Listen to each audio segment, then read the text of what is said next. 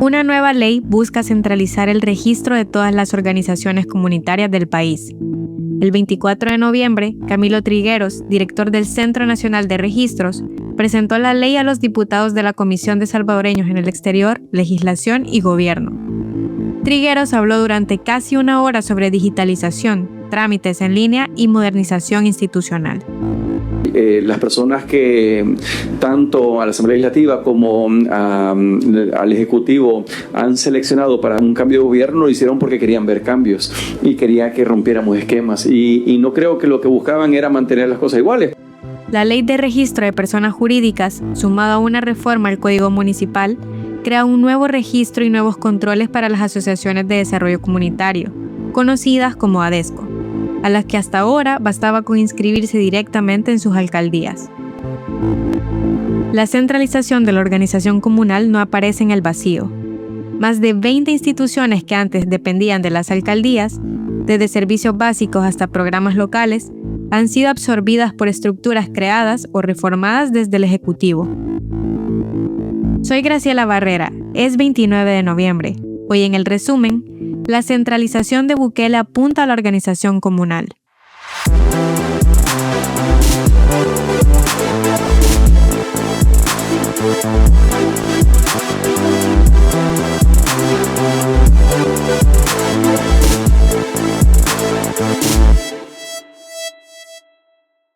Soy Carlos Dada, director de El Faro. Hacer periodismo en Centroamérica es cada vez más difícil. Trabajamos bajo acosos, amenazas y detenciones arbitrarias por parte de regímenes que necesitan ocultar su corrupción, sus abusos de poder y sus pactos mafiosos. Informarte con El Faro es gratis. Hacer El Faro no. Demanda muchos recursos. Si nuestro trabajo te parece importante, ayúdanos a seguirlo haciendo.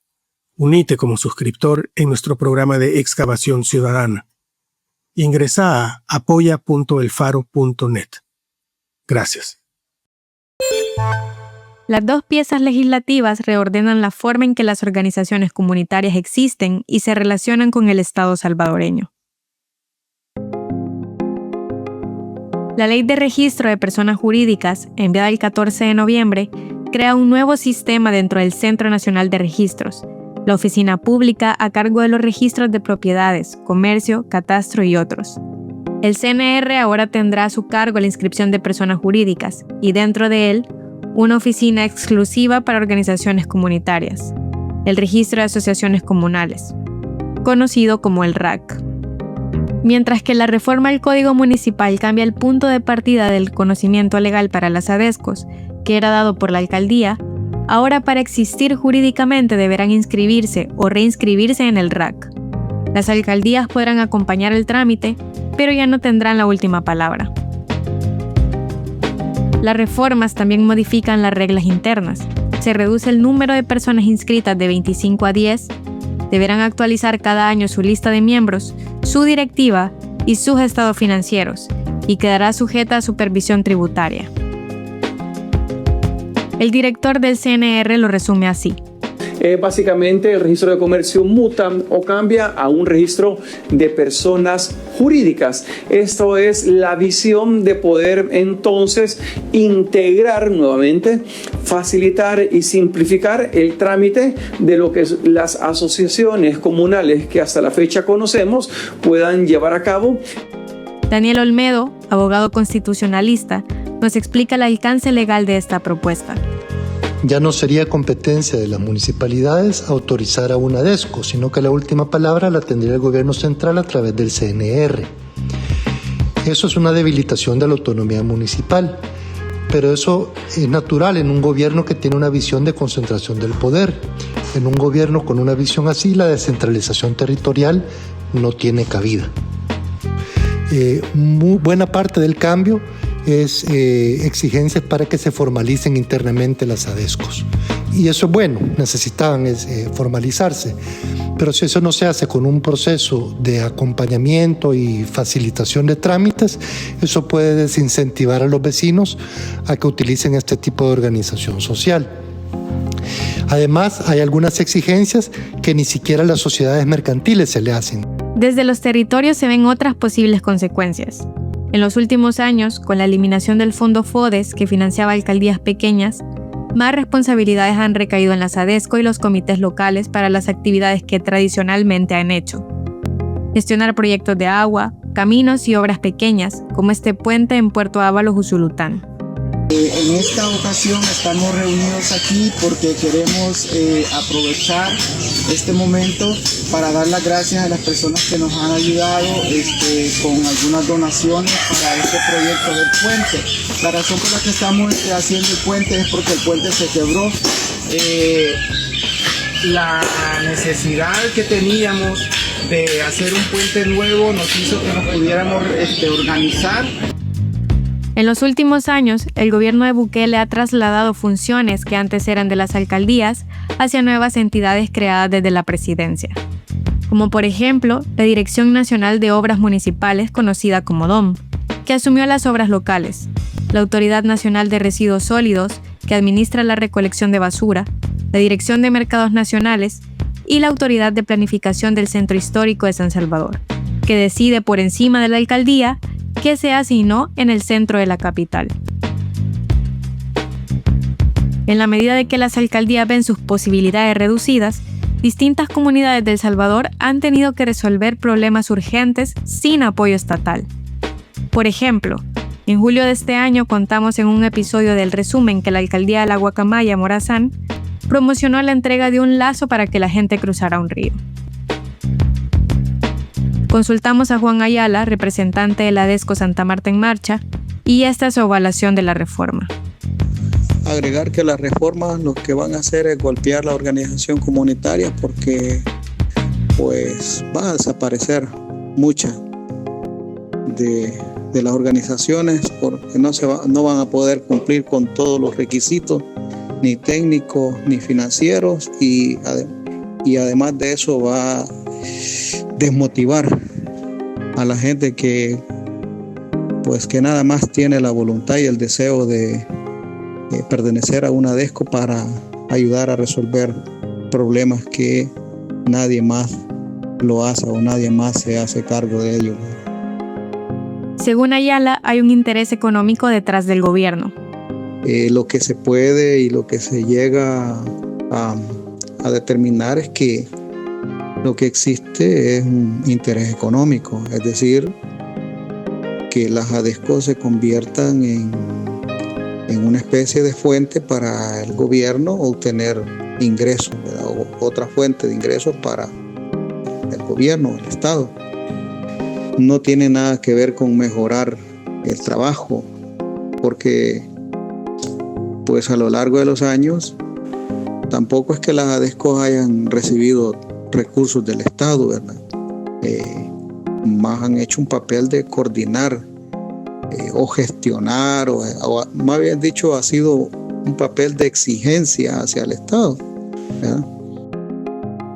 Pero hay opiniones distintas. La prensa gráfica entrevistó a Emerson Moreno, abogado de comunidades de fe organizadas en acción, conocida como COFOA, una organización vinculada con la Iglesia Católica que acompaña a asociaciones de desarrollo comunitario. Dijo que la unificación de la ADESCO con el CNR no tiene por qué ser negativa, ya que ordenar procesos, dejar constancia de decisiones y establecer mínimos de transparencia puede ser útil para cualquier organización.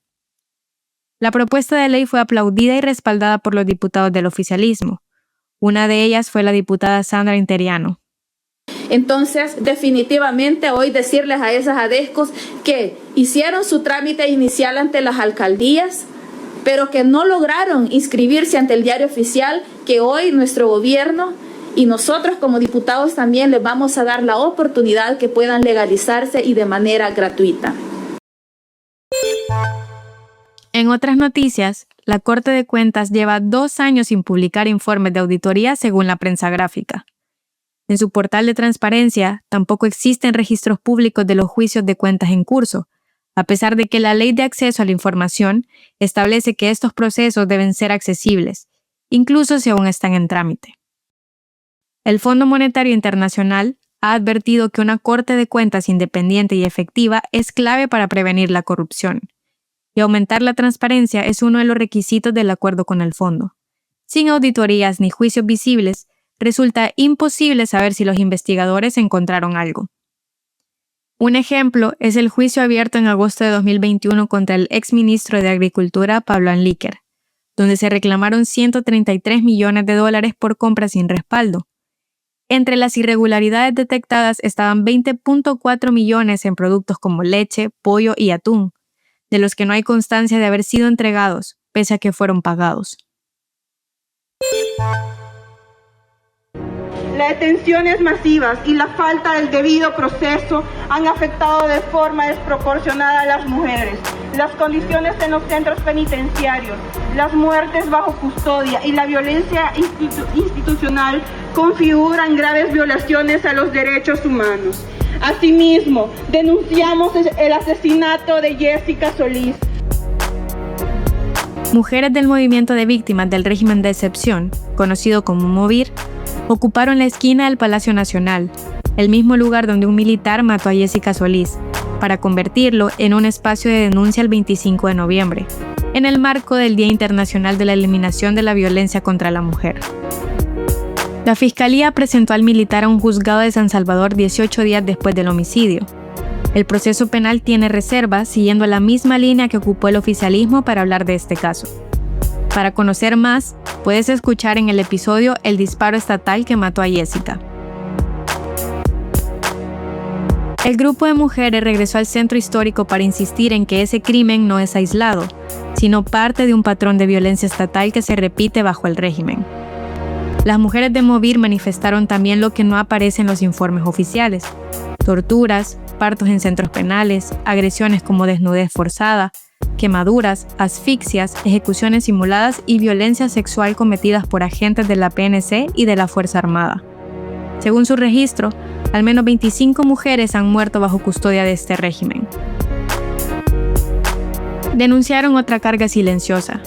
Las mujeres que no fueron detenidas sostienen a sus familias, pagan defensas, alimentación, paquetes de víveres, mientras el Estado mantiene bajo reserva las cifras de feminicidios desde 2022 y ha desmontado los sistemas públicos de atención y protección. Otro de los reclamos fue contra las capturas arbitrarias y persecución de mujeres que defienden y trabajan por las víctimas del régimen de excepción. En la marcha, hubo carteles exigiendo la libertad de Ruth López, la abogada que lleva más de 190 días en prisión. La Fiscalía también decretó su proceso en reserva. Cristosal reporta al menos 12 abogados que han salido del país para evitar ser el próximo detenido, como son los casos de Ingrid Escobar de la organización Socorro Jurídico Humanitario y Vania Cruz de la Unidad de Defensa de Derechos Humanos y Comunitarios. Expertos de Naciones Unidas advirtieron que el gobierno salvadoreño utilizó el sistema de notificaciones rojas de Interpol con fines políticos contra Cruz, convirtiéndolo en un mecanismo para perseguir a opositores, incluso fuera de las fronteras del país. Esta semana publicamos un podcast que reconstruye cómo Nayib Bukele ha interactuado con 3 administraciones estadounidenses. Pasó de codearse con los conservadores a convertirse en un paria bajo la agenda anticorrupción de los primeros años de Joe Biden. Pero resistió y superó a los demócratas, apostando por el regreso de Trump. Una movida que lo llevó de vuelta al centro del poder en Washington. Frente a las cámaras, Nayib Bukele despide a su aliado, el embajador de Estados Unidos, Ronald Johnson. Es el 18 de enero de 2021 y la ceremonia se realiza en Casa Presidencial. El presidente le entrega una nueva condecoración, la Gran Orden Francisco Morazán, creada especialmente para él. Puedes buscarlo en el Faro Audio como Washington y Bukele, Luna de miel, ruptura y reconciliación. Ahora nos vamos a Honduras en nuestra sección La Nota de Centroamérica. Honduras llega a las elecciones de este domingo con un remix de las elecciones de 2021. El oficialista Partido Libre busca seguir en el poder con Rixi Moncada, la ex secretaria de Defensa y Finanzas. Salvador Nasrallah, quien ganó como vicepresidente de Libre en 2021 y luego rompió con el gobierno, ahora es opositor con el Partido Liberal. Y Nasri Asfura, que se publicita como Papi a la Orden, repite como candidato del derechista Partido Nacional con quien ya perdió hace 4 años. Las señales previas son contradictorias. Un sondeo puso a Nasrallah arriba, otro dio ventaja a Moncada y un tercero la dejó en tercer lugar. Hasta los mercados de predicción mostraron un empate prolongado. Pero la disputa por quien lidera la carrera está opacada por algo más. Honduras vuelve a votar sin confiar en su propio sistema. Libre y la oposición se acusan de fraude desde comienzos de año. La Fiscalía, controlada por el oficialismo, ha presentado cargo contra organismos electorales dirigidos por la oposición. Y el país sigue bajo un estado de excepción que desde 2022 suspende derechos constitucionales en 3/4 de los municipios, incluidos Tegucigalpa y San Pedro Sula, 2 zonas claves para el voto. Román Grecier, el editor del Faro English, está en Tegucigalpa y nos envió este reporte. Hasta cierto punto se puede decir que las elecciones de este domingo son un remix de las últimas contiendas. Es cierto que vemos los mismos protagonistas. Y el espaldarazo de Trump a Tito Asfura del Partido Nacional y la promesa de indultar a Juan Orlando Hernández suben el tono a una elección ya muy conflictiva y polarizada. Pero las condiciones que más afectarán la contienda no las pone Washington, sino las instituciones electorales en Honduras. La lucha interna por control del Consejo Nacional Electoral y los ataques al sistema de transmisión preliminar de resultados van a marcar el ritmo para la jornada electoral.